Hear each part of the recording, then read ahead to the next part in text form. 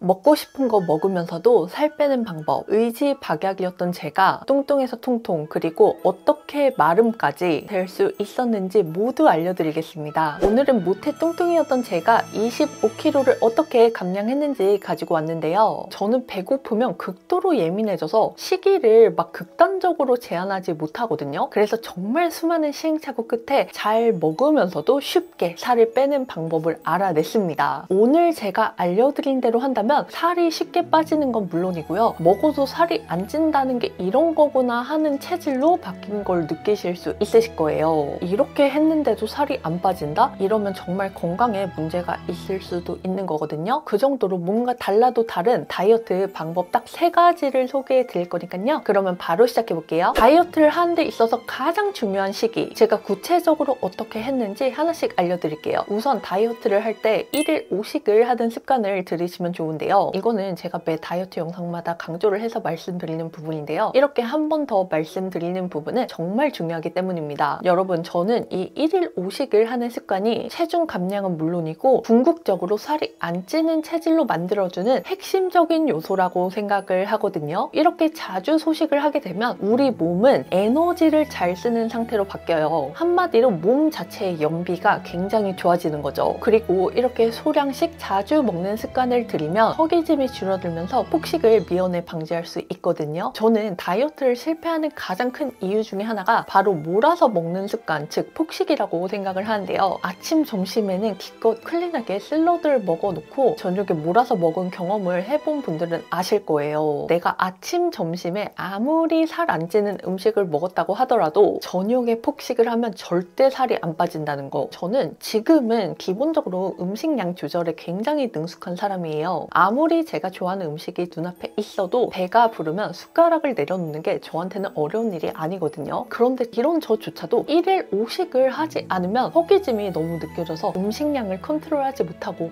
몰아서 먹기 바빠요. 실제로 저는 이 습관을 체중 감량할 때부터 시작을 해서 유지어터인 지금까지 쭉 이어오고 있거든요. 그런데 이렇게 자주 먹으면 혈당이 오르는 건 아닐지 걱정되시죠? 제가 이거에 대한 답을 여기서 딱 정해드릴게요. 물론 5끼를 내가 먹고 싶은 음식으로 마음껏 먹으면 혈당이 급격하게 오르는 거는 맞아요. 그런데 여러분, 제가 알려드린 것처럼 소량씩 자주 식사를 하시잖아요. 그러면 오히려 혈당의 변동폭이 줄어들면서 혈당을 보다 안정적으로 유지를 할 수 있거든요. 그래서 다이어트를 계획하고 계신 분들이라면 이렇게 소량씩 자주 드시는 습관을 들이는 게 굉장히 중요합니다. 그러면 1일 5식을 어떻게 구성을 해야지 살이 빠지는지 구체적인 방법 3가지를 알려드릴게요. 우선 첫 번째는요, 탄수화물, 단백질, 지방을 4대4대2의 비율로 맞춰주시는 거예요. 그런데 한국인의 식사 특성상 탄수화물은 채우는 게 어렵지가 않거든요. 그래서 단백질에 포커스를 맞춰서 식단을 구성하시는 게 좋은데요. 특히 단백질은 적은 양으로도 포만감을 오래 유지시켜주기 때문에 신경 써서 드셔주시는 게 굉장히 중요합니다. 대체 내가 먹어야 하는 적정 단백질의 양은 얼마인지에 대한 답을 제가 드릴게요. 다이어트 할 때 이상적으로 섭취해야 하는 단백질의 양은 성인 여성 기준으로 몸무게 1kg당 1.5g 정도입니다. 예를 들어서 60kg의 여성이 있다고 가정을 하면요, 이 여성분은 하루에 90g의 단백질은 섭취를 해주시는 게 좋아요. 다음으로 요 1일 5식을 체크하셔야 할 2번째 포인트는요, 본인의 기초 대사량보다 많이 드셔야 된다는 겁니다. 여러분, 다이어트를 할 때 기초 대사량보다 적게 드시는 분들이 많으신데요. 특히 다이어트를 같이 시작하신 분들은 이렇게 적게 먹는 방식이 빠른 변화를 가지고 오기 때문에 무작정 칼로리를 낮추는 방식을 택하시더라고요. 그런데 기초 대사량은 우리가 또 한 발자국도 움직이지 않고 숨만 쉬어도 소비되는 에너지거든요. 그래서 기초 대사량보다 적게 계속 드시잖아요. 그러면 우리 몸은 에너지 소모를 줄이는 방식으로 몸의 스위치 버튼을 꺼버립니다. 한마디로 기초 대사량이 자연스럽게 낮아지면서 살이 찌기 쉬운 체질로 변하는 거죠. 그래서 본인의 기초 대사량보다 약 15% 더 드셔주셔야 체중 감량은 물론이고 그 이후에도 요요 없이 체중을 편안하게 유지할 수 있으실 거예요. 마지막으로 식단을 짤 때 고려해야 할 3번째 포인트는요, 바로 메뉴의 다양성을 두지 않는 겁니다. 즉, 내가 먹을 수 있는 범위의 음식을 딱 제한시키셔야 된다는 거예요. 이게 메뉴의 다양성을 두잖아요. 그 순간부터 다이어트는 그냥 어렵다고 보시면 돼요. 저는 다이어트를 할 때 뭘 먹을지 안 먹을지 저만의 명확한 판단 기준이 있었는데요. 뭐냐 하면 입에 넣었을 때 뭔가 짜다, 시다, 달다 이런 감각이 느껴지는 음식을 피했어요. 대신에 심심하다, 부족하다 라고 느껴지는 음식들을 주로 섭취를 했고요. 그런데 생각을 해보니까 이 음식들의 공통점이 최대한 원재료를 그대로 사용한 것들이 많더라고요. 확실히 가공 과정이 복잡하지 않다 보니까 다이어트 할 때 도움이 되는 건 물론이고 저는 피부도 좋아지더라고요. 그러면 제가 앞서 말씀드린 내용을 적용을 해서 구체적으로 제가 다이어트를 할 때 언제 어떻게 뭘 먹었는지 자세히 말씀드려볼게요.